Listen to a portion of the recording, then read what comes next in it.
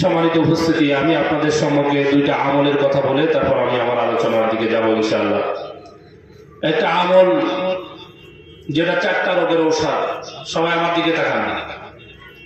একটা আমলের কথা বলতেছি, সবাই বলেন সুবহানাল্লাহিল আযীম ওয়া বিহামদিহি ওয়ালা হাওলা ওয়ালা কুওয়াতা ইল্লা বিল্লাহ।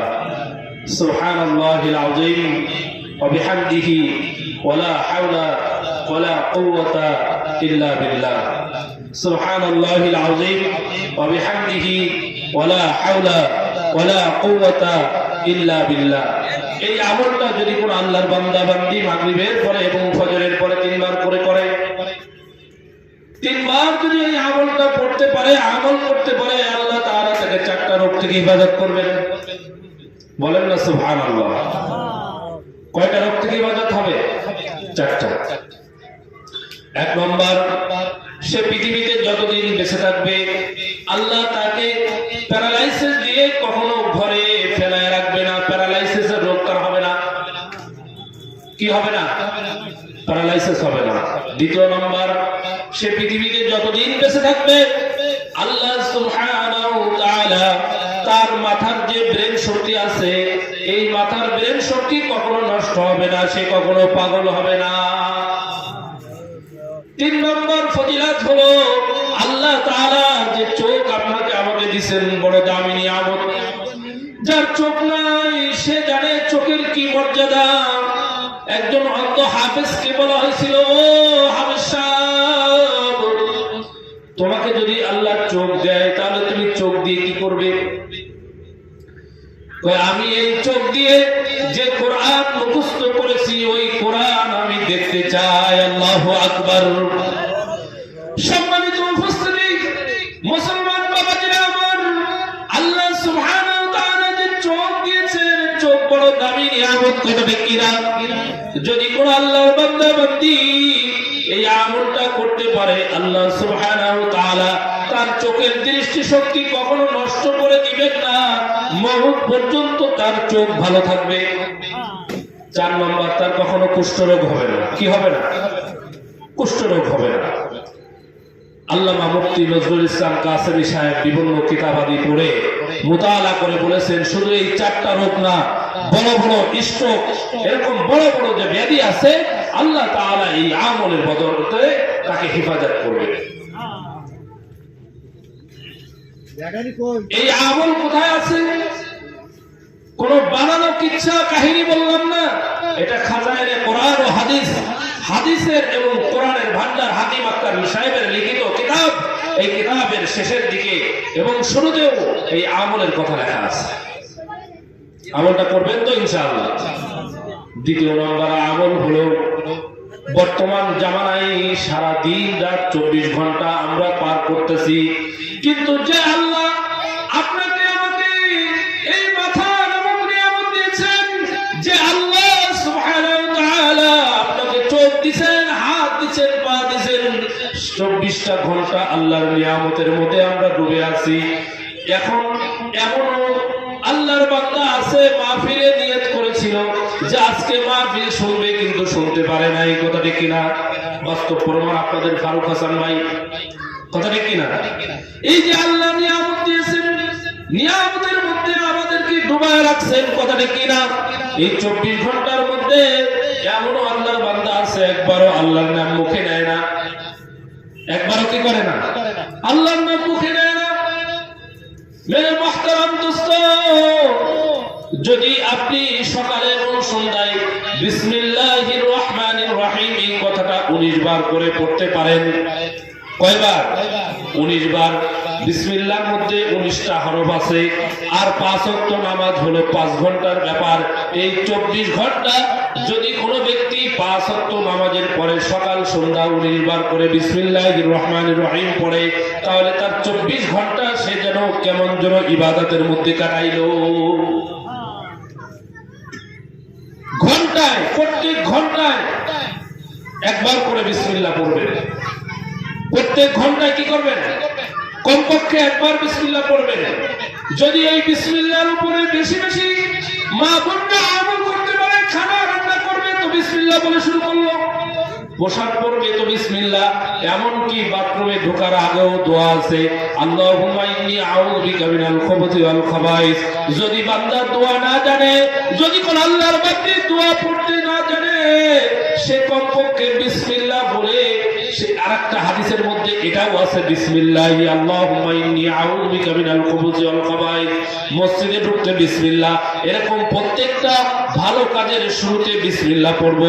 এমনকি বাথরুমে ঢোকার আগেও যে দোয়াটা আছে, এর আগে বিসমিল্লাহ আছে। আল্লাহু আকবার। এজন্য বিসমিল্লাহ, এই বিসমিল্লাহর উপরে যদি আমল করতে পারি, আল্লাহ তাআলা জাবালে রহমত নামে জান্নাতের মধ্যে একটা পাহাড় রাখছেন। ওই পাহাড়ের পদদেশে, শৃঙ্গ দেশে একটা সুরম্য নগরী আছে, যার নাম হলো বাইতুস সালাম। আর ওই বাইতুস সালাম নগরীতে কাসরুস সুরুর নামক এক আমোদ প্রমোদ ভবন আছে। ওই প্রমোদ ভবনের একটা কামরা আছে, যার নাম হলো বাইতুল জালাল। আর ওই কামরার 4000-এর বেশি দরজা আছে। বলেন না সুবহানাল্লাহ। একটা কামরার যদি 4000-এর বেশি দরজা থাকে, তাহলে বিল্ডিংটা কত বড়। আমাদের ঘরের মধ্যে আমরা কামরা বানাই কোথায়? বারান্দার মধ্যে এক পাশে একটা কামরা বানায় রাখি, কথাটা কি না?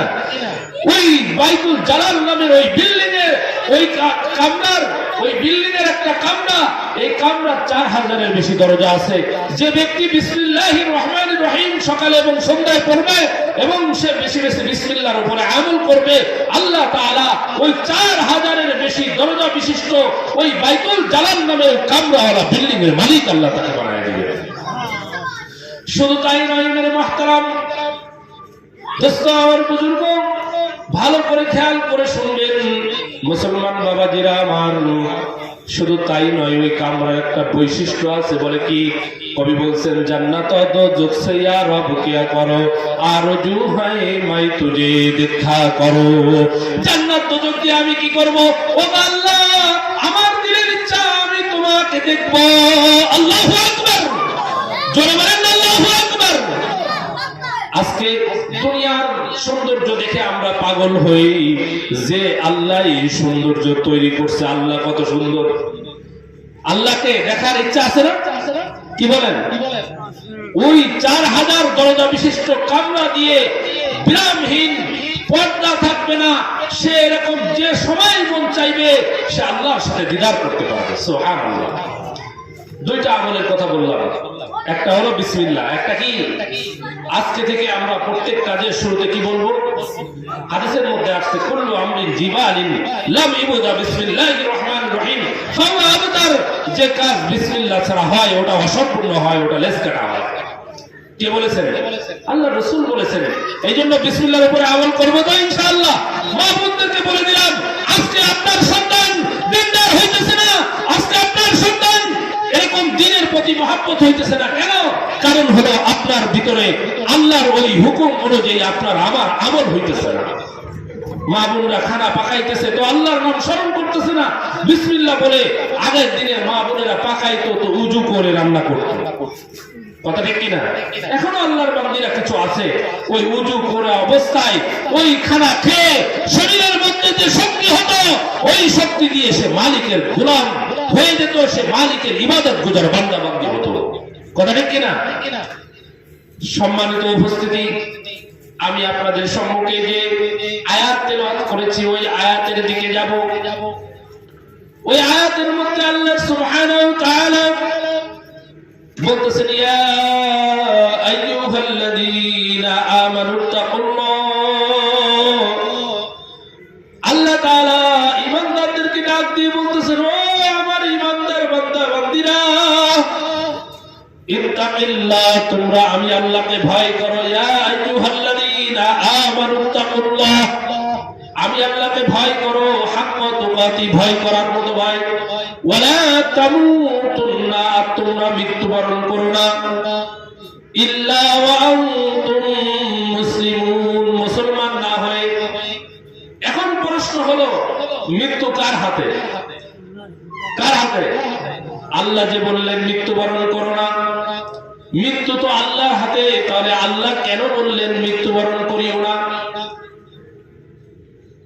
আর দ্বিতীয় নম্বর কথা হলো, আল্লাহ মুসলমান না হয়ে মৃত্যুবরণ করতে নিষেধ করেছেন। তার মানে হলো মুসলমান না হয়ে যদি আপনি আমি কবরে যাই, মুসলমান খাঁটি গোলাম না হয়ে যদি আপনি আমি কবরে যাই, ওই কবরের দুই পাশের মাটি আপনাকে আমাকে এমন ভাবে চাপ দিবে যে দুই পাঁজরের হাড় এভাবে এক পাঁজরের হাড় আর এক পাঁজরের সাথে এইভাবে হাতের আঙ্গুলগুলো যেমন ঢুকে গেছে এরকম ঢুকে যাবে। নাউযুবিল্লাহি মিন যালিক।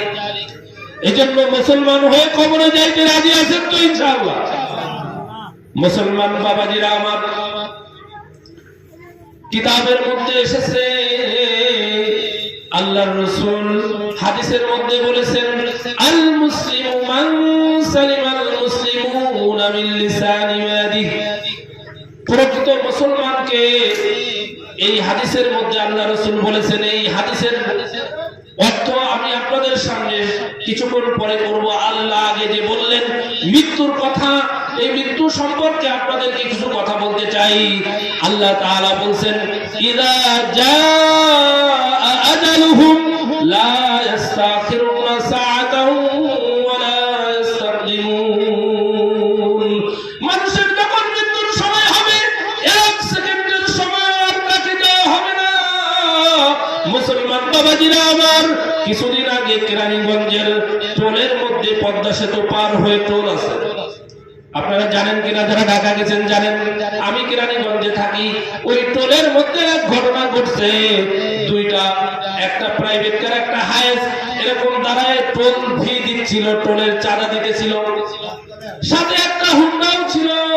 হুন্ডা এক সেকেন্ডের মধ্যে টাকাটা দিয়ে চলে যাবে।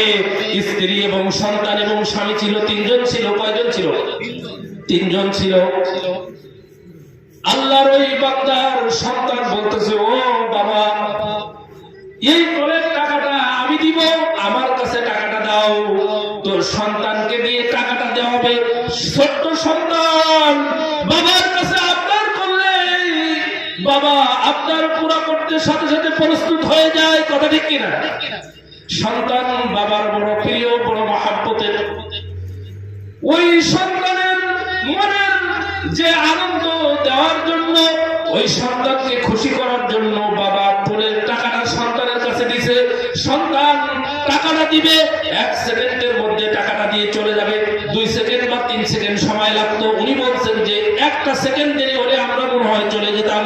হঠাৎ করে পিছ থেকে একটা গাড়ি এসে এমন ভাবে ধাক্কা দিচ্ছে, সাথে সাথে ওনার সন্তানটা উনি এরকম হুন্ডা থেকে ছিটকে যে ওই রেলিং এর উপরে যেয়ে পড়ছে। আর সন্তানের মাথার উপর দিয়ে ওই বাসের চাকা গেছে। যাওয়ার সাথে সাথে মাথার ভিতর থেকে চোখ বের হয়ে এরকম রাস্তায় পড়ে রয়েছে।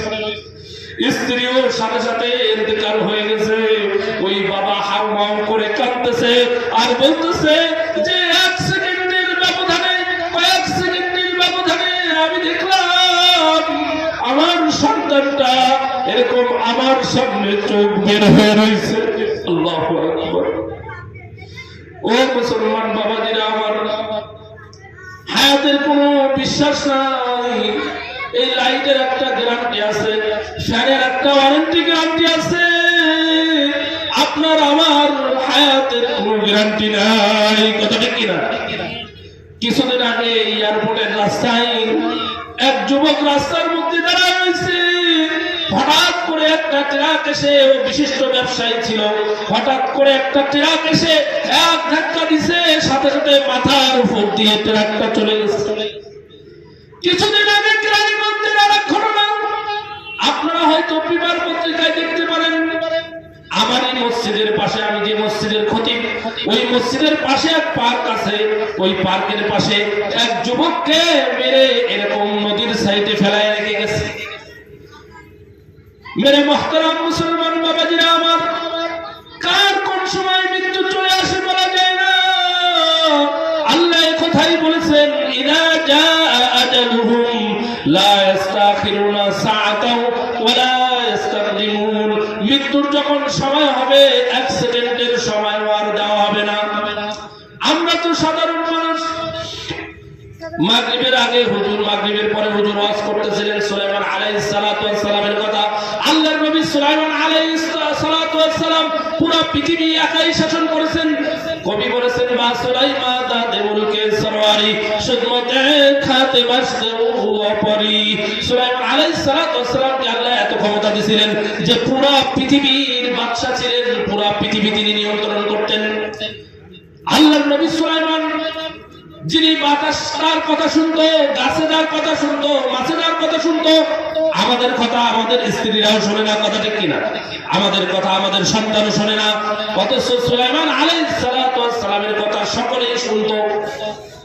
সেই সুলাইমান আলাইহিস সালাতু ওয়াস সালাম আল্লাহর ঘর বাইতুল মুকাদ্দাসের কাজ করতেছিলেন, মুসলমানদের প্রথম কিবলা, জিনদের মাধ্যমে কাজ করাইতেছিলেন। কিতাবের ভিতরে ঘটনা আসছে যেরকম জিনরা রাতের বেলা কাজ করে, দিনের বেলা ছুটি। একদিন সুলাইমান আলাইহিস সালাতু ওয়াস সালাম এক লাঠির উপরে ভর করে এরকম তাদের পাহারাদারি করতেছিলেন। হঠাৎ করে এক আগন্তুক ব্যক্তি মুসাফিরের বেশে এসে সালাম দিছে। সুলাইমান আলাইহিস সালাতু ওয়াস সালাম তার সালামের উত্তর দিবেন। উত্তর শোনার পরে সুলাইমান আলাইহিস সালাতু ওয়াস সালাম দেখে তিনি দাঁড়ায় রয়েছেন, কিছু বলতেছে না। সুলাইমান আলাইহিস সালাতু ওয়াস সালাম তো পুরো পৃথিবীর বাদশা, ওই আল্লাহর ওই বান্দা ওই মুসাফিরকে, ওই আসলে তিনি মুসাফির ছিলেন না, আসলে তিনি ফেরেশতা ছিলেন, মানুষের বেশে আসছে। আল্লাহর নবী সুলাইমান আলাইহিস সালাতু ওয়াস সালামকে ওই ব্যক্তিকে ডাক দিয়ে বললেন, ওগো আল্লাহর বান্দা, তুমি কি জন্য আসছো? সালাম দিছো, আমি উত্তর দিছি, তুমি কি বলতে চাও বলো, কি কারণে আসছো, কি জন্য আসছো? আল্লাহর নবী সুলাইমান আলাইহিস সালাতু ওয়াস সালামকে ওই ব্যক্তি ওই উত্তর দেয় যে আমি তো এখানে দাওয়াত খাওয়ার জন্য আসি নাই, আমি আসছি হলো আমি আজরাইল আপনার জান কবজ করার জন্য আসছি। আল্লাহু আকবার। মওতের কথা শুনলে সবার দিলের ভিতরে ভয় চলে আসে, কথাটা কি না? হ্যাঁ, আল্লাহর নবী সুলাইমান আলাইহিস সালাতু ওয়াস সালাম ভয় পেয়ে গেছেন, কিন্তু তুফাতুল মুমিনিল আল-মাউত, তুফাতুল মুমিনিল মাউত, মুমিনের জন্য মাউত হলো হাদিয়া স্বরূপ, তোহফা স্বরূপ। আল্লাহ রাসূল বলেন, আল্লাহর নবী সুলাইমান আলাইহিস সালাম ভয় পাইছেন, কিসের ভয়? বলে মওতের ভয়। না না, মওতের ভয় না, খাঁটি মুমিন, খাঁটি গোলাম, খাঁটি আল্লাহওয়ালা সে তো কখনো মওতকে ভয় পায় না, কথা ঠিক কি না? আল্লাহর নবী সুলাইমান আলাইহিস সালাম ভয় পাইলেন, কিসের ভয়? মওতের ভয় না। আল্লাহর নবী সুলাইমান আলাইহিস সালাতু ওয়াস সালাম আজরাইলকে ডাক দিয়ে বললেন, ও ভাই আজরাইল, আমাকে একটু সময় দাও, হায়াত বাড়ায় দাও, আমি আল্লাহর ঘরের কাজ করাইতেছি, আমি মারা গেলে এই কাজ আর কে করবে? আজরাইল সুলাইমান আলাইহিস সালাতু ওয়াস সালামকে ডাক দিয়ে বলে, ও ভাই সুলাইমান, আমার কোনো ক্ষমতা নাই, আপনি আল্লাহর কাছে দরখাস্ত করেন। আল্লাহ তাআলার কাছে যখন সুলাইমান আলাইহিস সালাতু ওয়াস সালাম বললেন, আল্লাহ সুলাইমান আলাইহিস সালাতু ওয়াস সালামকে ডাক দিয়ে বললেন, ও আমার নবী সুলাইমান, যেহেতু তুমি আমার ঘরের কাজ করার জন্য হায়াত চাও, তোমার মৃত্যু হবে, কিন্তু তোমাকে তোমার দ্বারাই কাজ হবে, কিন্তু তোমার মওত হয়ে যাবে। আল্লাহ সুবহানাহু ওয়া তাআলা লাঠির উপর দাঁড়ানো অবস্থায় সুলাইমান আলাইহিস সালাতু ওয়াস সালামের জান কবজ করার অনুমতি দিয়ে দিলেন। জান কবজ করে নিল, কিন্তু মৃত্যু অবস্থায়, এই অবস্থায় সুলাইমান আলাইহিস সালাতু ওয়াস সালাম লাঠির উপর ভর করে দাঁড়িয়ে আছে। এক বছর পরে হঠাৎ করে একদিন কাত হয়ে পড়ে গেছে। আল্লাহর নবী সুলাইমান আলাইহিস সালাতু ওয়াস সালামের জিন যারা ছিল, জিনদের মধ্যে ডাক্তার ছিল, তারা এই সুলাইমান আলাইহিস সালাতু ওয়াস সালামের দাঁড়ানো অবস্থায় দেখে দিনরাত কাজ করে, যখন কাজ শেষ হয়ে গেছে হঠাৎ করে একদিন পড়ে গেছে, পরীক্ষা নিরীক্ষা করে দেখে 1 বছর আগে মওত হয়ে গেছে। পাদের কদরত দারি হাসে খাই আপনি। আল্লাহ চাইলে সমস্ত ক্ষমতার মালিক, আল্লাহ চাইলে এই মাদ্রাসাকে আল্লাহ তাআলা জামিয়া বানায় দিতে পারেন, কথা ঠিক কিনা? আল্লাহ চাইলে গাছে কথা বলাইতে পারেন, আল্লাহ চাইলে গাছে কথা বলাইতে পারেন, গাছের জবান খুলে দিতে পারেন। আপনারা জানেন ওই যে উস্তুনে হান্নানা, এক খেজুর গাছ, ওই খেজুর গাছের বিরহে যখন একটা কাঠের মেম্বার তৈরি করে দেওয়া হয়েছিল আল্লাহ রাসূলকে, ওই খেজুর গাছ খাও খাও করে কাঁদতেছিল। আপনারা জানেন তো ঘটনা, কথা ঠিক কিনা? খেজুর গাছের কান্না, জবান খুলে গেছে। মেরে মুহতারাম, চাইলে আল্লাহ চাইলে হাত রে কথা বলাইতে পারেন। সূরাতুল ইয়াসিনের মধ্যে আল্লাহ বলেছেন, আল ইয়াউমা নাখতিমু আলা আফওয়াহিহিম ওয়া তুকাল্লিমুনা আইদিহিম ওয়া তাশহাদু আরজুলুহুম। এখানে আল্লাহ তাআলা বলেন হাসরের মাঠে বান্দার মুখের মধ্যে টেপ মেরে দেওয়া হবে, মোহর মেরে দেওয়া হবে। ওয়া তুকাল্লিমুনা আইদিহিম, তার হাত কথা বলবে। কি কথা বলবে? আরে আল্লাহু আকবার, আপনারা কি কথা বলতে জানেন না নাকি? আল্লাহ জবান দিয়ে আল্লাহ দ্বীনের কথা বলবেন না তো কার কথা বলবেন? এই জবান দিয়ে একবার যদি আলহামদুলিল্লাহ বলেন তো আসমান জমিনের মধ্যে যে ফাঁকা জায়গা আছে এই পরিমাণ নেকি আপনার আমলনামায় জমা হবে। সবাই হাত ওঠা করেন। জান্নাতে যাইতে রাজি আছেন তো ইনশাআল্লাহ? তো জান্নাত পাইতে হইলে আমাদেরকে কোরআন হাদিস অনুযায়ী জীবন যাপন করতে হবে, ঠিক না? এই জন্য নারায়ে তাকবীর একটা দিব এখন, আল্লাহু আকবারের ধ্বনি, যে ধ্বনির কারণে শয়তান আশেপাশে থাকলে পলায়ে যাবে, আর যারা রাস্তায় আছে তারা চলে আসবে। হাত উঁচা করেন, অল্প সময় হাত উঁচা করেন, ভিডিও হইতেছে। এটার ওসিলায় আল্লাহ তাআলা আপনাকে আমাকে মাফ করতে পারেন। কথা ঠিক কিনা? সবাই বলেন আল্লাহু আকবার। আরে বলেন আল্লাহু আকবার। আল কোরআনের আলো, আল হাদিসের আলো, নারায়ে তাকবীর। হাত নামান। সুলাইমান আলাইহিস সালাতু ওয়াস সালামের মৃত্যু হলো, আপনাদেরকে একটু কষ্ট দিলাম, কিছু মনে নেবেন না। আল্লাহর নবী সুলাইমান আলাইহিস সালাতু ওয়াস সালামের মৃত্যু হওয়ার পরে 1 বছর পর্যন্ত আল্লাহ তাআলা লাঠির উপর দাঁড় করায় রাখছেন। তো যে কথা বলতেছিলাম, সুলাইমান আলাইহিস সালাতু ওয়াস সালাম পুরো পৃথিবীর বাদশা ছিলেন, তারপরেও তার ইন্তেকাল হয়েছে কিনা? হ্যাঁ, ওই যে ফিরাউন, সে এরকম মুসা আলাইহিস সালাতু ওয়াস সালামের শত্রু ছিল, আল্লাহ নদীর ভিতরে চুবায় মারছে কিনা? কি বলেন? নমরুদ ইব্রাহিম আলাইহিস সালামের শত্রু পক্ষ ছিল, নমরুদের মৃত্যু হয়েছে কিনা? এমনকি ফিরাউনের লাশ এখনো মিশরের জাদুঘরে আছে। কথা ঠিক কিনা? মানুষকে শিক্ষা দেওয়ার জন্য আল্লাহ তাআলা ওই লাশকে এখনো অক্ষত রেখেছেন। ও মুসলমান বাবাজিরা আমার, এই জন্য মউত থেকে কেউ বাঁচতে পারবে না। কথা ঠিক কিনা? মউত সবার আসবে, কার কখন আসবে বলা যায় না।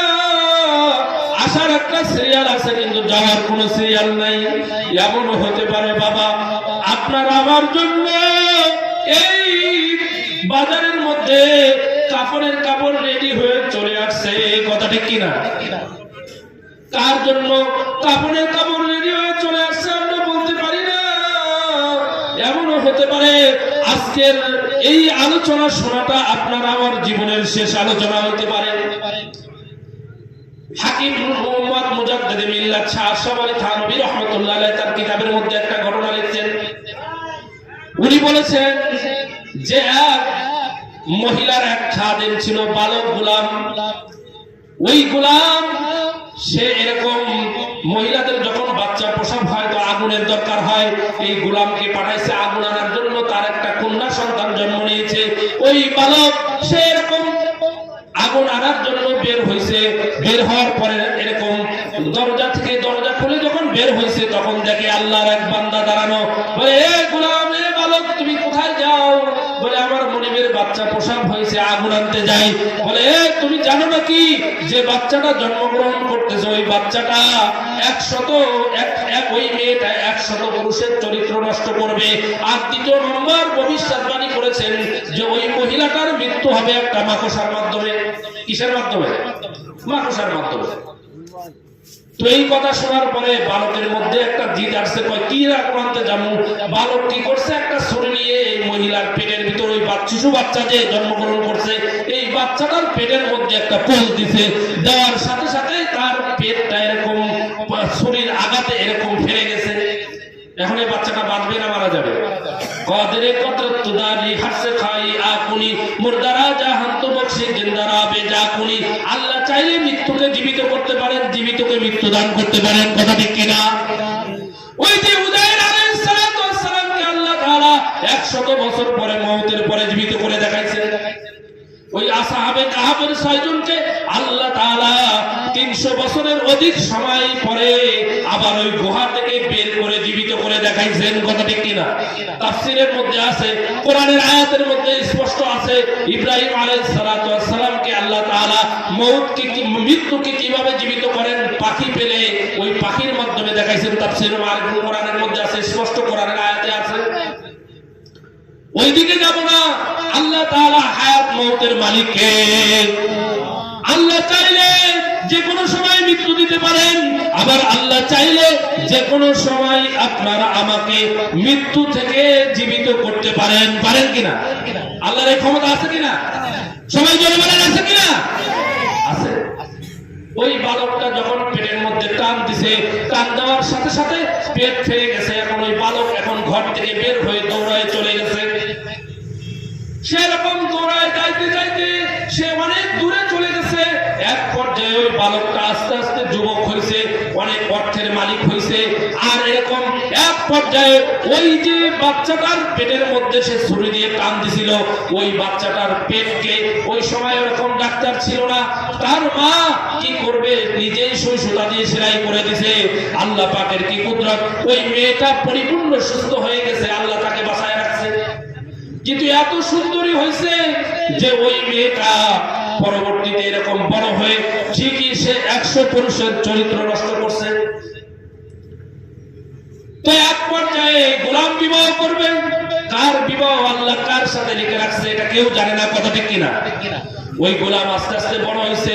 ওই যে বালক ছেলেটা পেটের মধ্যে টান দিছিল, তো এই বালক ছেলেটা এখন বিবাহ করবে। পছন্দ করতে করতে ওই মেয়েটাকেই সে তার স্ত্রী হিসাবে বেছে নিছে। তো যখন স্বামী স্ত্রী একসাথে রাত্র যাপন করবে, দেখে স্ত্রীর পেটের মধ্যে একটা দাগ দেখা যায়। স্ত্রীকে জিজ্ঞাসা করলেন, ও আমার স্ত্রী, তোমার পেটের মধ্যে এই দাগ কিসের দেখা যায়? স্ত্রী উত্তর করলো, সত্য কথা বলতে এখন বাধ্য। বলতেছে, আমাদের বাড়িতে এক গোলাম ছিল, আমার জন্মের সময়, জন্মের পরে এই ঘটনা ঘটছে যে এই গোলাম আমার পেটের মধ্যে চাকু দিয়ে একটা টান দিছিল। তখন এই বালকের মনে হয়েছে যে আমি তো সেই ব্যক্তি। তখন বলে, আচ্ছা তোমার তো আমি টানটা, এই যে তোমার পেটের মধ্যে যে দাগ, এটার একটা কাহিনী আছে, কিন্তু দুইটা ভবিষ্যৎবাণী শুনেছিলাম। আমি তোমার এই পেটের মধ্যে টানটা মারছিলাম, কিন্তু আমি একটা ভবিষ্যৎবাণী শুনে মারছিলাম যে তুমি 100 পুরুষের চরিত্র নষ্ট করবে। তো এক পর্যায়ে ওই স্ত্রী তার স্বামীর কাছে স্বীকার করছে, বলতেছে, হ্যাঁ আমার দ্বারা এই অন্যায় হয়েছে, কিন্তু আমি স্বামী তোমার কাছে মাপ চাইতেছি, তুমি আমাকে ছেড়ে দিও না, তোমার স্ত্রী হিসাবে রাখো। গোলামের মধ্যে, ওই বালকের মধ্যে এক কৌতূহল যে আচ্ছা দ্বিতীয় নম্বর ভবিষ্যৎবাণী যেটা শুনেছিলাম সেটা বাস্তব হয় কিনা দেখি। কিভাবে বাস্তব হয়? তো বলতেছে, আমি তো দ্বিতীয় নম্বর একটা ভবিষ্যৎবাণী শুনেছিলাম যে তোমার মৃত্যু হবে মাকড়সার মাধ্যমে। তখন ওই স্ত্রী স্বামীকে ডাক দিয়ে বলল, ও আমার স্বামী, তুমি এমন একটা ঘর তৈরি করো যেখানে মশাও ঢুকতে না পারে। কবি বলেছেন, মরণ থেকে যতই পালাও মরণ তোমায় লইবে ঘিরি, যদিও সুদূর আকাশ পানে পালাও সেটাই লাগায় সিঁড়ি।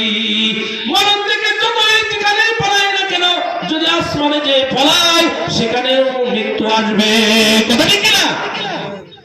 ওই মহিলার জন্য একটা ঘর নির্মাণ করছে তার স্বামী, যেহেতু অনেক অর্থের মালিক হয়ে গেছে স্বামী, তো এমন ঘর নির্মাণ করছে, কাচের ঘর, যেখানে কোনো মশাও ঢুকতে পারে না। তো হঠাৎ করে স্বামী স্ত্রী দুইজন একদিন খাটের উপরে শুয়ে আছে, দেখে ছাদের মধ্যে একটা মাকড়সা দেখা যায়। স্বামী স্ত্রীকে ডাক দিয়ে বলে, ও আমার স্ত্রী, এই যে মাকড়সা আমি দেখতেছি, আমার মনে হয় এই মাকড়সার মাধ্যমেই তোমার মৃত্যু হবে। স্ত্রী স্বামীকে ডাক দিয়ে বলতেছে, এই মাকড়সার মাধ্যমে আমার মৃত্যু হবে। এই মাকড়সারে একটা বাড়ি দিছে, মারা গেছে, সাথে সাথে মাকড়সাটা নিচে পড়ে গেছে। তো অনেক মানুষ রাগের বর্ষবর্তী হয়ে মারে তো মারেই, শেষ পর্যন্ত একটা লাঠিও মারে কিনা? মহিলা কি করছে, ওই মাকড়সারে তো মারছে এক বাড়ি দিয়ে, মরে গেছে, সাথে সাথে পায়ের গোড়ালি দিয়ে একটা লাঠি মারছে। আর ওই মাকড়সা থেকে একটা বিষাক্ত পয়জন তার পায়ের মধ্যে ঢুকে গেছে। ওই বিষাক্ত পয়জনে ওই মহিলার শেষ পর্যন্ত মৃত্যু হয়েছে।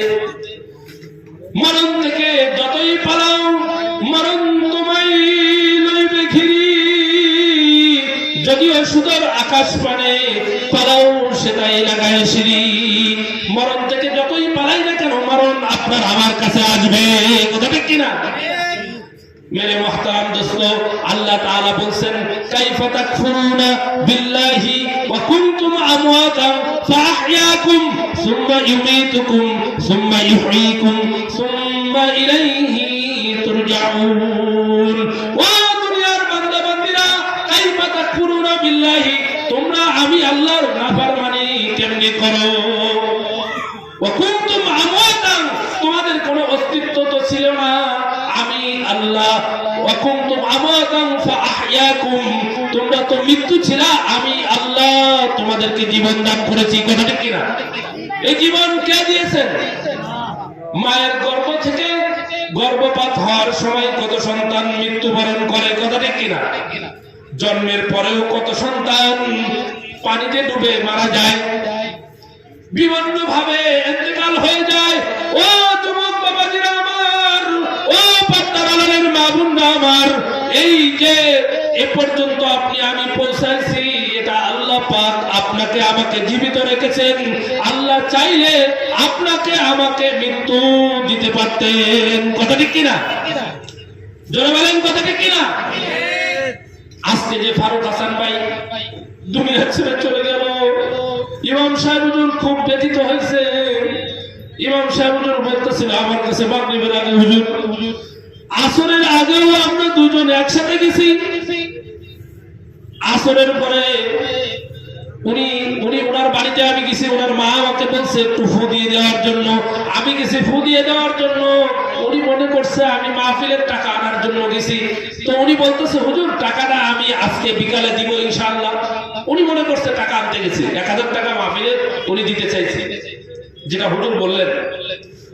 আল্লাহু আকবার, আল্লাহ পাকের কি কুদরত!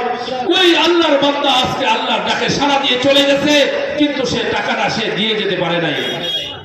আপনাকে আমাকে যে জীবন আল্লাহ দিবেন, ও মেরে মুহতারাম দোস্ত, মুসলমান বাবাজিরা আমার, পর্দার আড়ালের মা বোনেরা আমার, যে কোনো সময় আপনার আমার কাছে মৃত্যু আসতে পারে। কথা ঠিক কিনা? ও পর্দার আড়ালের মারা বোনেরা, খেয়াল করে শোনো, এই যে বাড়িতে তুমি একদিন নতুন কাপড় পরে বউ সেজে এসেছো, এই বাড়ি থেকে এমনও হতে পারে সাদা কাফন পরে তোমাকে লাশ হয়ে কবরস্থানে যাইতে হবে। কথা ঠিক কিনা? আজকে এই সময় হইতে পারে, ও মা ও বোন, যে আল্লাহ তোমাকে আমাকে হায়াত দিল, ও যুবক ভাইরা, মুসলমান বাবাজিরা আমার, আল্লাহ বলতেছেন কাইফা তাকফুরুনা বিল্লাহি ওয়া কুনতুম আমওয়াতান, তোমরা তো মৃত্যু ছিলা, ফাআহইয়াকুম, আমি আল্লাহ তোমাদেরকে জীবন দান করছি, সুম্মা ইহয়িকুম, সুম্মা ইউমীতুকুম, আমি আল্লাহ আবার তোমাদেরকে মৃত্যু দিব। মৃত্যু কে দিবেন? কখন দিবেন জানা আছে? নির্দিষ্ট কোনো টাইম আছে? ও মুসলমান বাবাজিরা আমার, আজকে আমরা বলতে পারি না যে আমাদের মৃত্যুটা কোন সময় আসবে। তো যে কথা বলেছিলাম, আল্লাহ তো বলতেছেন মুসলমান না হয়ে মৃত্যুবরণ করো না। তাহলে মৃত্যুটা তো আল্লাহর হাতে, তাহলে আল্লাহ কেন বললেন মুসলমান না হয়ে মৃত্যুবরণ করো না? একটা ঘটনা বললে বুঝবেন। আবু নুআইম আব্দুর রহমান রাহমাতুল্লাহি আলাইহি সহ 100 মনীষীর একটা ঘটনা কিতাবের মধ্যে এসেছে, যে এক যুবক নিয়ত করলেন কিভাবে মুসলমান হয়ে কবরে যাওয়া যায়। ওই যুবক 100 পণ্ডিত, 100 দিন আলেমের লিস্ট করলেন, একজনের কাছে যায় আর বলে, ও আল্লাহর ওলি, আপনি যদি জানতে পারেন আপনার হায়াত মাত্র 24 ঘন্টা বাকি, তো আপনি কোন আমল বেশি বেশি করবেন? যুবক উত্তর দেয়, ওই আল্লাহর ওলি উত্তর দেয় যে আমি 24 ঘন্টা মা বাবার খেদমত করতে করতে কাটায় দিব।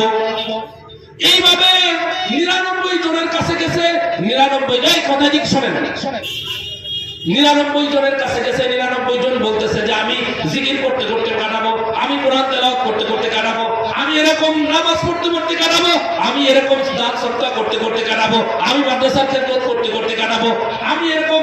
এক মুয়াজ্জিন সাহেব এক মসজিদে ইমাম খতিব ছিলাম, মুয়াজ্জিন খুব বুড়া মানুষ, কয় হুজুর দোয়া করেন মসজিদ একবারে পরিষ্কার পরিচ্ছন্ন করে আজান টাজান কাউকেই দিতে দিবে না, উনি দিবে। যদিও মানুষটা একটু তুতলা, কিন্তু আজান উনিই দিবে। ওনার দিনের ভিতরে সব, ওই যে 7 বছর বিনা ভিতরে যদি কেউ আজান দেয় তার পুরস্কার ওনার জানা আছে, এই জন্য উনি আজান মিস করে না। এরকম মসজিদের খাদেম আছে না? মসজিদের খাদেম, মাদ্রাসার খাদেম, তুলাবাই কিরামের খাদেম আছে কিনা? আছে। তো 99 জন 99টা উত্তর দিছে। 100 নম্বর serial Abu Nuaim Abdur Rahman রাহমাতুল্লাহ আলাইহি। আবু নুআইম আব্দুর রহমান রাহমাতুল্লাহ আলাইহির কাছে যখন ওই যুবক গেছে, যে বলতেছে আপনি যদি জানতে পারেন আপনার হায়াত মাত্র 24 ঘন্টা বাকি, তো আপনি কোন আমল বেশি করবেন?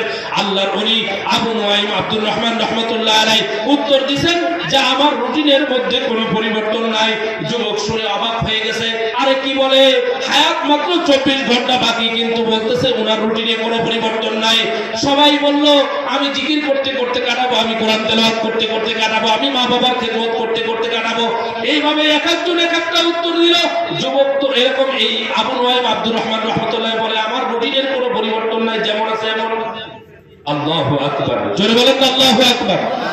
ও মুসলমান বাবাজিরা আমার, আমার আপনার জিন্দেগীর রুটিনকে এমন ভাবে সাজাইতে হবে যে মৃত্যুটা আপনার আমার কাছে যে অবস্থায় আসুক না কেন, আমার মৃত্যুটা যেন মুসলমানি অবস্থায় হয়। আবার আবু নুআইম আব্দুর রহমান রাহমাতুল্লাহি আলাইহি তার জিন্দেগীকে এমন ভাবে সাজাইছেন যে মৃত্যু তার কাছে যখনই আসবে তখনই দেখবে সে আল্লাহর ইবাদতে লিপ্ত। এটার নাম হলো তোমরা মুসলমান না হয়ে কবরে এসো না। এখন আমি যদি গুনাহের মধ্যে লিপ্ত থাকি আর ওই অবস্থায় আপনার আমার মৃত্যু আসে, তাহলে কি আমার মৃত্যুটা ঈমানি হবে না বেঈমানি? হ্যাঁ, এই যে আজকের মাহফিল এত বড় একটা মাদ্রাসা, আল্লাহু আকবার। এই মাদ্রাসার যিনি তত্ত্বাবধানে আছেন, যিনি মুরব্বী, বহুত বড় আলেম, এরকম এখানে অনেক বড় বড় আলেমরা বয়ান করার জন্য আসছে। এখানে যে মানুষগুলা বসছে, আমি যে মসজিদে জুমা পড়াইছি ওই মসজিদেও 1000 মুসল্লি হবে জুমার দিন। এখানে তো ওয়াক্তের নামাজের চেয়েও কম মুসল্লি। এই মাহফিলের গুরুত্ব কি একটা চায়ের দোকানের চেয়েও কম হয়ে গেল? এই মাহফিল তো আপনার আমার নাজাতের ওসিলা হতে পারে, কথা ঠিক কিনা? হাসরের মাঠে একজন আলেমের সাথে সম্পর্ক থাকার কারণে জান্নাতি হবে। জান্নাতে যাওয়ার 4টা রাস্তা, 4 শ্রেণীর অন্তর্ভুক্ত হইলে সে জান্নাতি হবে। আমরা তো মারা যাবই, কিন্তু জান্নাতি হয়ে মরতে হবে, কথা ঠিক কিনা? এখন এক হাদিস বলি যে 4 শ্রেণীর অন্তর্ভুক্ত থাকলে আপনি আমি জান্নাতি হতে পারবো। আল্লাহ রাসূল বলেছেন, কোন আলিমান, তুমি যদি জান্নাতি হতে চাও, তাহলে তুমি যদি জান্নাতীদের দলভুক্ত হতে চাও, তাহলে 1 নম্বর শ্রেণীর মধ্যে তুমি থাকবে, তোমার আলেম হইতে হবে। এখন যারা আলেম না তারা বলবেন যে হুজুর আমি তো আলেম না, তাহলে কি আমি জান্নাতি এই 4 শ্রেণীর অন্তর্ভুক্ত হইতে পারবো না? হ্যাঁ, আপনার জন্য সুযোগ আছে। আল্লাহ রাসূল বলেন তুমি আলেম হতে পারো না, হতে পারো নাই, আর মুতাআল্লিমা, তুমি আলেমের ছাত্র হও। ছাত্র হওয়ার সুযোগ আছে কিনা আপনাদের? কথা বলেন, আছে কিনা? এখনো আছে। এক মুরব্বী ওয়াজ শুনছে যে কোরআন শিখতে হবে, নাহলে তার জীবনের কোনো দাম নাই। হুজুর ইমাম সাহেবের পাও জড়াই ধরছে, আমি সংক্ষেপ করবো, সময় আমার শেষ। ইমাম সাহেবের পাও জড়াই ধরছে, হুজুর আমার কোরআন শিখাইতে হবে, কারণ কোরআনবিহীন অন্তর এটা আল্লাহর কাছে কোনো অন্তরই না। কোরআনবিহীন মানুষের আল্লাহর কাছে তেমন দাম নাই, এই জন্য কোরআনওয়ালা মানুষ হতে হবে। ওই মুরব্বী ইমাম সাহেবের পাও জড়াই ধরছে, কান্না করতেছে, হুজুর আমাকে কোরআন শরীফ শিখাইতে হবে। হুজুর বলতেছে, চাচা আপনি তো বয়স হয়েছে, গালে দাঁত নাই, আপনি কিভাবে কোরআন শরীফ শিখবেন? তো বলতেছে, না হুজুর আমার শিখাইতে হবে। তো চাচা পিরাপিরিতে পাও জড়াই ধরতে যাচ্ছে, তো হুজুর বলে, আরে চাচা কি করেন, পাও ছাড়েন, আপনাকে কোরআন শিখাবো। তো উনি শিখাই দিছে আলিফ বা তা সা জিম। বলেন আলিফ বা তা সা জিম, 5টা অক্ষরে কমপক্ষে 50টা লিখে হয়েছে। বুঝে পড়ুক না বুঝে পড়ুক। একদল আবার বলে কোরআন না বুঝে পড়লে সব হয় না, এরা গুমরাহির মধ্যে আছে, কথা ঠিক কিনা? এরা মানুষকে কোরআন থেকে দূরে রাখতে চায়, কথা ঠিক কিনা? কোরআন বুঝে পড়লেও সব, না বুঝে পড়লেও সব, কথা ঠিক কিনা? বুঝে পড়লে বেশি সব, বুঝে পড়লে কি বেশি সব, না বুঝে পড়লেও সব আছে, কথা ঠিক কিনা? মেরে মুহতারাম, মুরব্বী তো 5টা হরফ শিখে বাড়িতে চলে গেছে। রাতের বেলা ইশার পরে ওই 5টা হরফ পড়তে পড়তে মুরব্বী ঘুম আসছে, ওই ঘুমটাই মুরব্বীর শেষ ঘুম হয়েছে, মুরব্বীর মৃত্যু হয়ে গেছে। পরের দিন হুজুর চোখের পানি ফেলে কাঁদতেছে, আরে চাচার কত আগ্রহ ছিল কোরআন শিখার, কিন্তু চাচা দুনিয়া ছেড়ে চলে গেল। হুজুর তাকে গোসল করাইছে, হুজুর যাকে ভালোবাসে তাকে দাফন করায়, কবরেও নামে, কথাটা কিনা? অনেক মানুষ আমরা জীবনে দেখেছি আলেমকে ভালোবাসার কারণে আলেম তার নিজে কবরে নামছে, কথাটা কিনা? অনেকে আবার ঢাকার মধ্যে একজন আমাকে ওসিয়ত করছে, বলে হুজুর আমি যদি মারা যাই 40 জন আলেম এনে আপনি আমার জানাজা পড়াবেন। আমি বললাম এটা কেমন শর্ত দিলেন আপনি? 40 জন আলেম আমি যদি না পাই, আপনি বলেন যে 40 জন মাদ্রাসার ছাত্র হইলেও আপনি এনে হাফেজ এনে কমপক্ষে হাফেজ এনে আপনি আমার জানাজা পড়াবেন। 40 জন আলেম পাওয়া কঠিন নাকি বলেন? আমি এই কথা বললাম তো বললো ঠিক আছে হুজুর, তাহলে আমি 40 জন ছাত্র দিয়েই কমপক্ষে আমার জানাজা আপনি পড়াবেন। এরকম অনেক মায়ের আশা আছে যে আমার ছেলে হাফেজ হবে, আমার জানাজা পড়াবে, কথাটা কি না? আমার মেয়ে হাফেজা হবে, আমার জন্য কোরআন পড়ে পড়ে দোয়া করবে, কথাটা কি না? মেরে মুহতারাম, মুরব্বিকে দাফন করছে হুজুর, এরকম পরের দিন ব্যথিত হৃদয় নিয়ে ঘুমায় গেছে। হুজুর স্বপ্নে দেখে আল্লাহ তাআলা ওই চাচাকে মাফ করে দিয়েছেন। স্বপ্নের মধ্যে হুজুর জিজ্ঞাসা করছে, ও চাচা, আপনাকে আল্লাহ কোন আমলের কারণে মাফ করছে? কয় হুজুর, আমি যে আপনার কাছে 5টা হরফ শিখছিলাম, এই ওসিলায় আল্লাহ আমাকে মাফ করছে।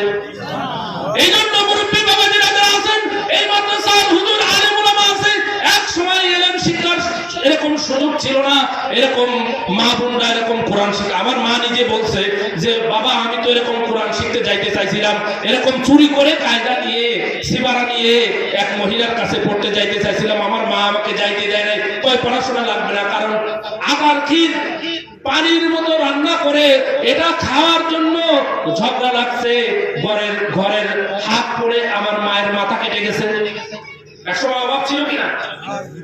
আজকে তো অভাব নেই। মেরে মুহতারাম দোস্ত, এই জন্য আমরা কোরআনের ছাত্র এখন হওয়ার সুযোগ আছে কিনা? এই জন্য বলবো, যারা কোরআনের ছাত্র হবে, এই বুড়ো বয়সেও যদি আপনারা আলেম উলামার সোহবতে এসে আলেমের ছাত্র হতে পারেন, তাহলে আপনি আমি মারা যাওয়ার সাথে সাথে উলামায়ে কিরাম হিসাবে, তালিবুল ইলম হিসাবে আপনার আমার মৃত্যুটা হবে শহীদি মৃত্যু। বলেন না সুবহানাল্লাহ? এই জন্য কোরআনের ছাত্র হইতে রাজি আছেন তো ইনশাআল্লাহ? যারা কোরআন জানি না, যারা নামাজের সূরা কিরাত জানি না, যারা বাবার জানাজা পড়বো কিন্তু জানাজার দোয়া জানি না, তারা কমপক্ষে আলেম উলামার কাছে এসে, এই মাদ্রাসায় এসে আমরা কোরআন শিখবো ইনশাআল্লাহ। বলছে মুতাআল্লিমান, হাদিসের মধ্যে আসছে, তুমি যদি আলেমের ছাত্র হতে পারো তাহলে তুমি 2 নম্বর শ্রেণীর অন্তর্ভুক্ত হলে তাও তুমি জান্নাতের রাস্তা পাবে। আও মুস্তামিয়ান, তুমি আলেম হতে পারো নাই, আলেমের ছাত্রও হতে পারো নাই, তাহলে আলেমের কথা শুনে শুনে তুমি মানো। আলেমের কথা শুনে শুনে কি করতে হবে? মানতে হবে। আলেমের কথাকে শ্রবণ করতে হবে, আর এই অনুযায়ী আপনার আমার জিন্দেগি করতে হবে। কোন নাস্তিক মুরতাদের মতবাদে আমরা আমাদের জীবন গড়ব না, আমরা আমাদের জীবন গড়ব কোরআন হাদিসের মতে। বলেন ঠিক কিনা? বেদ চলবে কোরআন হাদিস মোতাবেক, কথা ঠিক কিনা?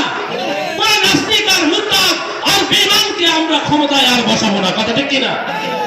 এ দেশ চলবে কোরআনের শাসন অনুযায়ী। রাজি আছেন তো ইনশাআল্লাহ? কোরআনের শাসন রাজি আছেন তো ইনশাআল্লাহ? আল্লাহ কবুল করেন। আলেমের পরামর্শে, আলেমের কথা শুনে আপনার আমার জিন্দেগি চালাইতে হবে।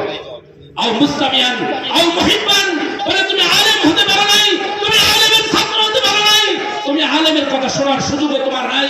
তুমি এমন দ্বীপের মধ্যে বসবাস করো যেখানে তোমার আলেমের কথা তোমার কান পর্যন্ত যায় না, তাহলে তুমি আলেমকে মহব্বত করো। আলেমকে কি করো? মহব্বত করো। হাসরের মাঠে আলেমকে মহব্বত করে এক গ্লাস পানি পান করার কারণে, আলেমকে মহব্বত করে, তোলাবাই کرامকে মহব্বত করে মাদ্রাসার একটা ছাত্র জন্মদিন রাখার কারণে এই মাদ্রাসার কি দরকার? আমি দেখলাম অনেক কিছু দরকার। এই মাদ্রাসার সহযোগিতা করে আপনি আলেমের ভালোবাসা অর্জন করলেন। এই ভালোবাসা কি কাজে দিবে? ওই হাসরের মাঠে আপনার আমার জাহান্নামের ফয়সালা হলো। মনে করেন হাসরের মাঠে এই ঘটনা ঘটবে, জাহান্নামের ফয়সালা হবে। আল্লাহ বলবেন, এরকম ওই বান্দা ফিরে ফিরে তাকাবে, হাদিসের মধ্যে আসছে ঘটনা। আল্লাহ ওই বান্দাকে ডাক দিবেন, বলবে, ও আমার বান্দা, তুমি পিছনে কেন তাকাবে? আল্লাহ, আমি তো, আপনি তো গফফার, আপনার দয়া আমার উপরে হয় কিনা এই জন্য আমি বারবার তাকাইতেছি, আপনি তো রহমান। তো আল্লাহ বলবে, যাও, তুমি যদি তোমার জন্য কোনো সুপারিশকারী পাও তো আমি তোমাকে মাফ করে দিব, জান্নাত দিয়ে দিব। ওই আল্লাহর বান্দা জাহান্নামের ফয়সালা হয়ে যাওয়ার পরেও সে খুঁজতে থাকবে, কিন্তু কাউকে পাবে না। কারণ ইয়াউমা ইয়াফিরুল মারউ মিন আখি ওয়া উম্মিহি ওয়া আবি ওয়া সাহিবাতিহি ওয়া বানি, একটা নেকির কারণে সে তার ভাইয়ের কাছে যাবে, মার কাছে যাবে, বাবার কাছে যাবে, কেউ তাকে একটা নেকি দিবে না, বন্ধু বান্ধবের কাছে যাবে, কথা ঠিক কিনা? তো এই দিন আলেমের সাথে দেখা হবে, বলবে যে আমি তো আপনাকে মহব্বত করে মাদ্রাসার কালেকশনে গেছিলেন, এক গ্লাস পানি পান করাইছিলাম। বলে তাই নাকি? বলে আল্লাহ তাআলা বলছে আমার জন্য যদি কেউ সুপারিশ করে তাহলে আল্লাহ আমাকে মাফ করে দিবেন। আলেম সাথে সাথে জান্নাতে যাওয়াকে মওকুফ করে দিবে। জান্নাতে যাওয়া এখানে সে স্টপ হয়ে যাবে, সে আল্লাহর কাছে বলবে হ্যাঁ আসলেই তো এই ব্যক্তি আমাকে মহব্বত করতো। আল্লাহর কাছে বলবে ওগো আল্লাহ, এই ব্যক্তি আমাকে মহব্বত করতো, আজকে দুনিয়ায় যেমন প্রধানমন্ত্রীর সাথে সম্পর্ক থাকার কারণে মার্ডার করলো মাপ, কথা ঠিক কিনা? তো সমস্ত বাদশার বাদশা যিনি আহকামুল হাকিমিন, সেই আল্লাহর যারা নবী আর ওই নবীর যারা ওয়ারিস, তারা কেমন যেন নবীর মতো, কথা ঠিক কিনা? ওই উলামায়ে কিরামের সাথে মহব্বত থাকার কারণে হাসরের এই কঠিন মাঠে আল্লাহ সুবহানাহু ওয়া তাআলা ওই বান্দার ওই আলেমের সুপারিশকে কবুল করে আল্লাহ তাআলা তাকে জান্নাতের ফয়সালা করে দিবেন। সুবহানাল্লাহ। আল্লাহ রাসূল হাদিসের মধ্যে বলেছেন ওয়ালা তাকুলিল খামিসাতা ফাতুহলিকা, বলে তুমি পঞ্চম প্রকার হয়ো না তাহলে তুমি ধ্বংস হয়ে যাবে। ওয়াল খামিসাতা তুগিদাল ইলমা আহলাহু, পঞ্চম প্রকার হলো যে ইলম আলেম উলামার সাথে, মাদ্রাসার সাথে, মসজিদের সাথে বিরুদ্ধাচরণ করা, বিরোধিতা করা।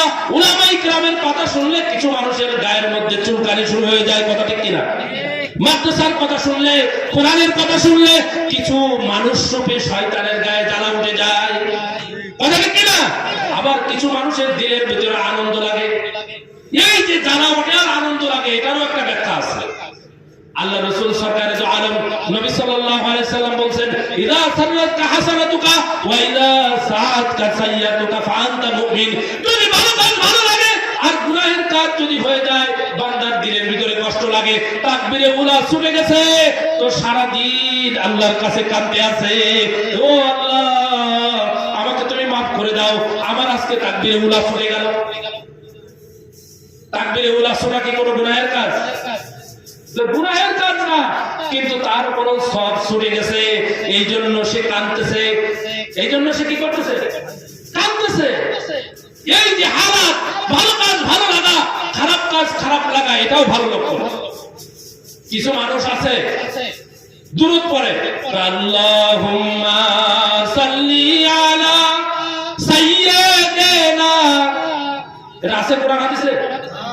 এই আল্লাহুম্মা টান আছে? আল্লাহুম্মা কোন টান নাই, কোন কি নাই?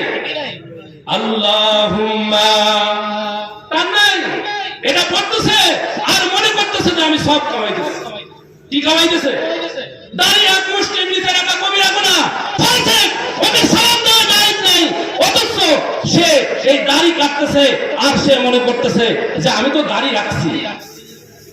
হাদিসে কোথায় আছে দাড়ি কাটার কথা? হাদিসে কোথাও আছে দাড়ি কাটার কথা? আছে। সাহাবীদের নুসুস দ্বারা প্রমাণিত যে দাড়ি এক মুষ্টির উপরে হইলে কাটা যাবে। কোরআনের দ্বারা এই কথা সাবিত নাই, হাদিসের দ্বারা এই কথা সাবিত নাই যে দাড়ি এরকম কেটে এরকম ছোট ছোট রাখা যাবে এক মুষ্টির নিচে, এমনকি কাটার কথাই নেই, কাটার কথাই নাই। যারা সাহাবীদের সমালোচনা করে, সাহাবীদেরকে মানে না, তারাও এই সমস্ত সমালোচনা করে তারা এই গুনাহের ভাগীদার হয়, তারা ঈমান হারায়, কথা ঠিক কিনা? তারা আহলে সুন্নাত ওয়াল জামাতের বিরোধিতা করে, তারা কখনো হক হতে পারে না, কথা ঠিক কিনা? মুসলমান বাবাজিরা আমার, এই জন্য গুনাহের কাজ তো দূরের কথা, একটা সব ছুটে গেছে। তাকবীরে উলার ফজিলত হলো পুরো দুনিয়া, আসমান এবং জমিনের নিচে যা কিছু আছে, এই পৃথিবীতে যা কিছু, এদিকে তাকান, এই পৃথিবীতে যা কিছু আছে, যদি কোনো আল্লাহর বান্দা ইমাম সাহেবের সাথে আল্লাহু আকবার বলে তাকবীরে উলার সাথে নামাজ পড়তে পারে, তাহলে এই পৃথিবীতে যা কিছু আছে এর থেকে উত্তম বদলা আল্লাহ তাআলা তাকে দান করেন। মেরে মুহতারাম দোস্তগণ, আব্দুল্লাহ ইবনে হুযাফা রাদিয়াল্লাহু তাআলা আনহু, একটা ঘটনা আপনারা শুনলে বুঝবেন সাহাবীদের মধ্যে ইবাদতের কত ইশকার মহব্বত ছিল, সওয়াবের প্রতি তাদের কত প্রতিযোগিতা ছিল। 17 জন তরুণ যুবকের সর্দার আব্দুল্লাহ ইবনে হুযাফা রাদিয়াল্লাহু তাআলা আনহু, এরকম মুসলমানদের ঈমান যে তার জানের চেয়েও দামি, এমনও মুসলমান আছে। এই রমজান মাস আসতেছে, আপনি বলবেন 1 কোটি টাকা দিব, আপনার রোজাটা ভেঙে ফেলেন, তাও ভাঙবে না, কথা ঠিক কিনা? আছে কিনা? আছে কিনা? আছে। 1 কোটি টাকা দিবেন, তাও রোজা ভাঙবে না। 1 কোটি না, বলবেন পুরো পৃথিবী তোমাকে দিব, রোজা ভাঙবো, তাও ভাঙবে না। এমন আল্লাহর বান্দা আছে দুনিয়াতে। আব্দুল্লাহ ইবনে হুযাফা রাদিয়াল্লাহু তাআলা আনহু এই 17 জন তরুণ যুবকের সর্দার এক কাফের বাচ্চা জানতে পারলো মুসলমানের ঈমান তার জানের চেয়েও দামি। কাফের বাচ্চা এটা পরীক্ষা করার জন্য ওই 17 জন ওই বলল যে মুসলমান কোন আল্লাহর বান্দাকে পাইলে কোন জামাত পাইলে তাদেরকে বন্দী করে আমার কাছে নিয়ে আসবে। ওই 17 জন তরুণ যুবক পাহারাদারি করতে গিয়ে জিহাদের ময়দানে ওই কাফের বাচ্চার হাতে আটক হয়ে গেল। তাদেরকে ধরে নিয়ে ওই কাফের বাচ্চার কাছে নিয়ে গেল। কাফের বাচ্চা আব্দুল্লাহ ইবনে হুযাফা ওই দলের আমির আব্দুল্লাহ ইবনে হুযাফাকে বলতেছে, ও আব্দুল্লাহ ইবনে হুযাফা তুমি মনে হয় এদের আমির? বলে হ্যাঁ আমি আমির। বলে তুমি যদি ঈমান ছেড়ে দাও আমার এই রাজ্যের অর্ধেক রাজ্যের মালিক তোমার বানায় দিব। বলে তারপর? বলে আমার একটা সুন্দরী মেয়ে আছে তোমার সাথে বিবাহ দিয়ে দিব, তুমি এই পুরো রাজ্যের মালিক হয়ে যাবে। আব্দুল্লাহ ইবনে হুযাফা রাদিয়াল্লাহু তাআলা আনহু উত্তর দিছে, ও বাদশা এরকম একটা দেশ আর দুইটা দেশ নয়, পুরো পৃথিবীর বাদশা যদি আল্লাহ তোমাকে বানায় দেয় আর তুমি যদি পুরো পৃথিবীটা আমি আব্দুল্লাহ ইবনে হুযাফার নামে লিখে দাও তো আমি ওই পুরো পৃথিবী ছাড়তে রাজি, কিন্তু ঈমান ছাড়ব না। বলেন আল্লাহু আকবার। মেরে মোহতারাম দোস্ত, দ্বিতীয় নম্বর প্রস্তাব বাদশা মন্ত্রী পরিষদ নিয়ে বৈঠক করলেন। কি করা যায়? এরা তো দেখি আসলে ঈমান বড় দামি, ঈমান তো ছাড়তে চায় না। তো আব্দুল্লাহ ইবনে হুযাফাকে বলল একজনকে ফাঁসি দিয়ে দাও। তো এটা দেখে এই মৃত্যু দেখে সবাই ঈমান ছেড়ে দিবে। প্রথম নম্বর সিরিয়াল আব্দুল্লাহ ইবনে হুযাফা। তো ফাঁসির কাজটা যখন গলায় ঝুলাইতেছে তো আব্দুল্লাহ ইবনে হুযাফা হাসে। কি করে? হাসে। বাচ্চা কই কি ব্যাপার, এই ফাঁসির কাজটা ঝুলাইতেছি, দেলোয়ার হোসেন সাইদি এরকম মৃত্যু হয়েছে, এরকম বহুত আলেমদেরকে নির্যাতন করে এরকম মারা হয়েছে, তারা হাসতে হাসতে মৃত্যুবরণ করেছে। কথাটা কি না? মেরে মুহতারাম, কথাটা কি না? এই জন্য যারা ঈমানদার, যারা আল্লাহর ওলি, যারা খাঁটি আল্লাহর গোলাম, তারা মৃত্যুকে ভয় পায় না। কথাটা কি না? তো আব্দুল্লাহ ইবনে হুযাফা ফাঁসির কাছে দাঁড়ায় হাসতেছে। বাদশা কয় না, মৃত্যুকে তো ভয় পায় না। কি জন্য হাসতেছে? কারণ মারা যাইতে দেরি, শহীদ হইতে দেরি নাই। আর শহীদ হইতে দেরি, জান্নাতে যাইতে দেরি নাই। কথা ঠিক কিনা? আব্দুল্লাহ ইবনে কইলে এইভাবে মৃত্যু দেওয়া যাবে না, তো কি করা যায়? বলে আব্দুল্লাহ ইবনে হুযাফাকে একটা ঘরের মধ্যে আটকায় রাখছে, আর সুন্দরী একটা মেয়েকে, ওই এলাকার ওই দেশের একটা সুন্দরী মেয়েকে উলঙ্গ অবস্থায়, বস্ত্রহীন অবস্থায় তার রুমের মধ্যে দিয়ে দিছে। আব্দুল্লাহ ইবনে হুযাফা এরকম সে অলংকার আদি পরে ওই রুমের মধ্যে আছে। আব্দুল্লাহ ইবনে হুযাফা নামাজে দাঁড়ায় গেছে, নামাজ পড়তেছে, আর ওই মহিলা চিন্তা করছে যে আমার দিকে তো একবারও তাকায় না, আমরা তো নামাজ পড়লে দেখি কোন মুসল্লি আসলো কি আসলো না। কথা ঠিক কিনা? কে আমার মোবাইল নিল, কে নিল না, আমাদের ফিকির তো ভিন্ন। নামাজ পড়ে আর পুরা মসজিদ ঘুরে ঘুরে দেখে। আরে হাদিসের মধ্যে আসছে তুমি তো তাকাও। ইয়াকুব আলাইহিস সালাতু ওয়াস সালাম তার ওই ইউসুফের একটা ঘটনা আছে, তার চোখের দৃষ্টি আল্লাহ তাআলা নিয়ে গেছিলেন। হাদিসের মধ্যে আছে, ওইদিকে যাব না। হাদিসের মধ্যে আছে যদি কেউ নামাজের মধ্যে এদিক সেদিক তাকায় তো তার ওই দৃষ্টি ওইদিকেও থাকতে পারে আর ফিরায় নাও আসতে পারে। কথা ঠিক কিনা? সেজদা অবস্থায় কোথায় তাকাইতে হবে, রুকু অবস্থায় কোথায় তাকাইতে হবে, এটা নিয়ম কানুন আছে কিনা? আছে। আব্দুল্লাহ ইবনে হুযাফা চিন্তা করছে সালাম ফিরাবে, তো আমার দিকে তাকাবে। মহিলা ডান পাশে যে বসছে উলঙ্গ অবস্থায়, আব্দুল্লাহ ইবনে হুযাফা ডান পাশে কাঁধ পর্যন্ত তাকাইছে। নিয়ম হলো যে সালাম ফিরাবে, কাঁধ পর্যন্ত তার দৃষ্টি যাবে। আমরা তো আসসালামু আলাইকুম ওয়া রাহমাতুল্লাহ পুরো মসজিদ দেখি, কয়জন মুসল্লি আছে এই পাশে আসসালামু আলাইকুম ওয়া রাহমাতুল্লাহ পুরো মসজিদ দেখি। আরে এইভাবে তো সালাম দেওয়ার নিয়ম না, আমরা সালাম যে কাকে দিয়ে দেও জানি না। কথা ঠিক কিনা? আব্দুল্লাহ ইবনে হুযাফা পুরো নামাজ শেষ করে আবার নামাজে দাঁড়ায় গেছে। বক্তা শেষ করে দিল, হ্যাঁ সমস্যা নেই। তো আব্দুল্লাহ ইবনে হুযাফা 1 মিনিটের মধ্যে আমি শেষ করে দিব। আব্দুল্লাহ ইবনে হুযাফা সালাম ফিরাইছে, আবার নামাজে দাঁড়ায় গেছে। সারা রাত কেটে গেছে, মহিলার দিকে একবারও তাকায় নাই। এরকম ভাবে রাত দিনের বেলা যখন সকালবেলা বের হয়ে আসছে, বলতেছে বাচ্চা আপনি কার কাছে পাঠাইছিলেন? মানুষটা ফেরেশতা। আল্লাহু আকবার। এরপরে তাকে একটা রুমের মধ্যে বন্দী করছে। বন্দী করার পরে বলতেছে যে এই এদেরকে না খাওয়া রাখাও, একজন ডাক্তার রাখা হয়েছে,